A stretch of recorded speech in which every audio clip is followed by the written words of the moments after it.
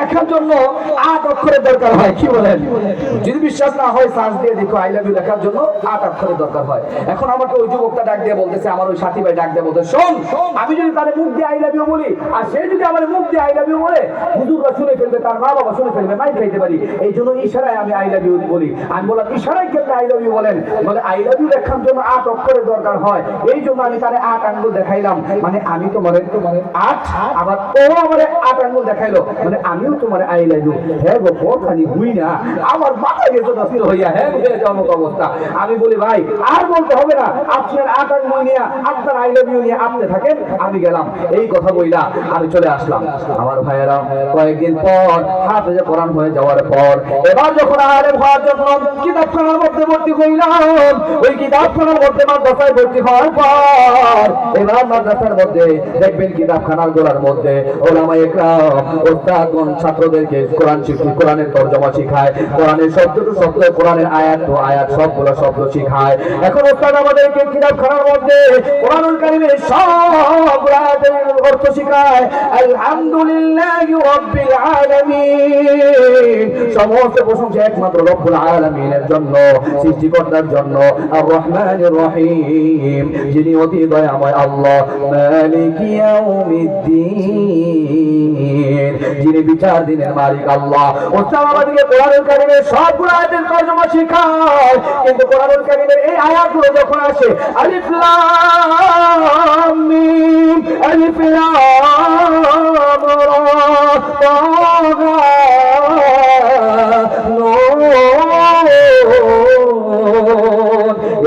যখন আসে এই আয়াতগুলোর তরজমা ওস্তাদ আমাদেরকে শিখায় না। ওস্তাদকে জিজ্ঞাসা করলাম, হুজুর কোরআনুল কারীমের সব আয়াতের তরজমা শিখায়, কিন্তু এই আয়াতগুলো যখন আসে আলিফ লাম মিম, আলিফ লাম রা, কাফ হা আইন সাদ নুন, এই আয়াতগুলোর তরজমা কেন শিখান না? ওস্তাদ ডাক দিয়ে বলে, বাবা রে, কেমনে শিখাবো আমি তো জানি না। আমি বললাম, কেন জানেন না? বলে, বাবা রে, আমি জানবো কি? কোনো ওলামা ইকরামই তো জানে না, কেউ জানে না। তবে বাবা এই কথাটা ভালো করে শুনে নাও, এই যে আলিফ লাম মিম, আলিফ লাম রা, তাহা কাফ হা আইন সাদ, এগুলো হলো আমার আল্লাহ এবং আল্লাহর নবীর ভালোবাসার বিশেষ একটা ভাষা। সঙ্গে সঙ্গে আমার ওই যে ওই দিন আসরের পরের কথা মনে পড়ে যায়। আমি মনে মনে চিন্তা করি, দুনিয়ার সামান্য প্রেমিক প্রেমিকার ভালোবাসার কোনো ভাষা যদি থাকতে পারে, আমার আল্লাহ এবং আল্লাহ নবীর ভালোবাসার ভাষা থাকতে পারে কি পারে না? এই জন্য আপনার আমার নবী বিশ্ব নবী সাল্লাল্লাহু আলাইহি সাল্লামের চরিত্র গুণ বর্ণনা করতে যাইয়া, প্রশংসা করতে যাইয়া আল্লাহ তাআলা সূরাতুল কলমের মধ্যে 1 নম্বরে ভালোবাসার মহব্বতের আয়াত নুন শব্দের মাধ্যমে, আয়াতের মাধ্যমে সূরাতুল কলমকে শুরু করলেন। চিৎকার করে বলে সুবহানাল্লাহ। এবার আসুন সামনের আয়াতে, সূরাতুল কলমের সামনের আয়াতে আল্লাহ কি বলতে চায়? আল্লাহ বলেন, ওয়াল কলমি ওয়া মা ইয়াসতুরুন,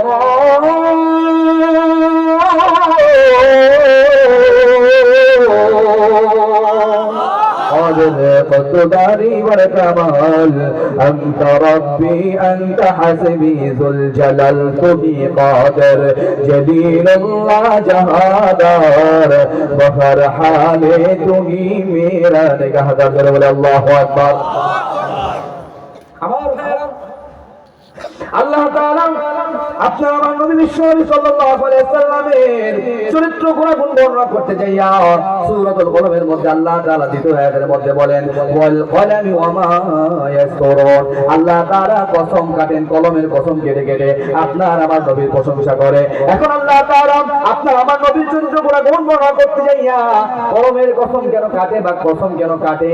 কসম কাটার কারণ হলো, দেখবেন দুইজন বন্ধু, একজন বন্ধু আরেকজন বন্ধুকে একটা সংবাদ দেয়, খবর দেয়, কথা বলে, কিন্তু ওই বন্ধু ওই কথাটা বিশ্বাস করতে চায় না। অনেক পিড়াপিড়ি করার পর ওই বন্ধু যখন কথাটা বিশ্বাস করতে চায় না, তখন তাকে বিশ্বাস করার জন্য বলে, মাথায় হাত দেয়া বলে, আল্লাহর কসম করে বলি। যখন কসম কাটা হয় তখন মানুষের কথাটা বিশ্বাস হয়। জোরে বলেন ঠিক কিনা? কসম কাটার মাধ্যমে সামনের কথা বা কথাটার মূল্যায়ন বেড়ে যায়। ঠিক তেমনি ভাবে আপনার আমার নবী বিশ্ব নবী সরকার আলম নবীর প্রশংসা করতে যাইয়া আল্লাহ তাআলা কলমের কসম কেটে কেটে আপনার আমার নবীর চরিত্র গুণাগুণ বর্ণনা করে। সুবহানাল্লাহ। 2 আল্লাহ তাআলা আপনার আমার নবীর চরিত্র গুণাগুণ বর্ণনা করতে যাইয়া কলমের কসম কেন কাটলো? কি প্রশ্ন আসে না?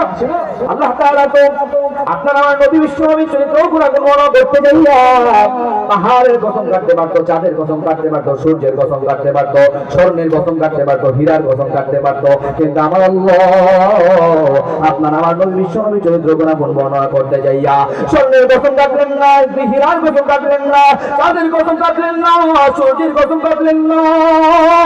আল্লাহ তাআলা আপনার আমার নবী বিশ্বনবীর চরিত্র গুণাগুণ বর্ণনা করতে যাইয়া কলমের কসম কেন কাটে? তিরমিজি শরীফ খুইলা দেখেন, তিরমিজি শরীফের মধ্যে আল্লাহ রাসূল সাল্লাল্লাহু আলাইহি ওয়াসাল্লামের হাদিসের মধ্যে বলে, আমার আল্লাহ তাআলা আপনাকে আমাকে সেটাই নয় কুল কায়নাত বানানোর একদিন দুই দিন নয় 50,000 বছর আগে আমার আল্লাহ সর্বপ্রথম যে জিনিসটাকে বানাইলেন ওই জিনিসটার নাম হলো কলম। আল্লাহু আকবার।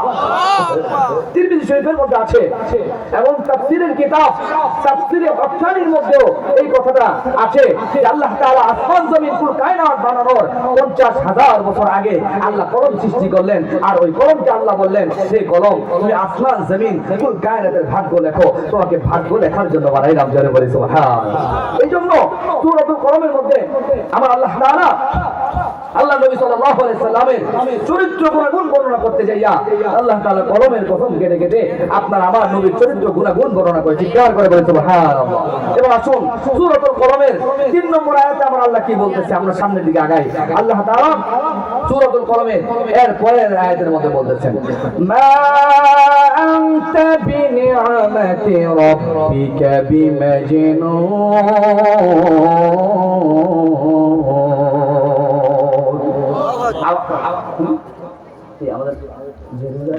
আচ্ছা ঠিক আছে, তুমি কি আসতেছ? লিল্লাহি তাকবীর, লিল্লাহি তাকবীর।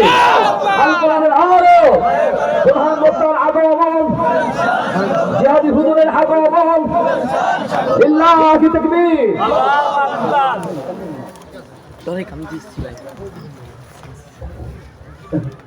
নারে তাকবীর, নারে তাকবীর। হযরত মাওলানা ইলিয়াসুর রহমান জিহাদি সাহেবের আগমন, হযরত মাওলানা ইলিয়াসুর রহমান জিহাদি সাহেবের আগমন। নারে তাকবীর, নারে তাকবীর।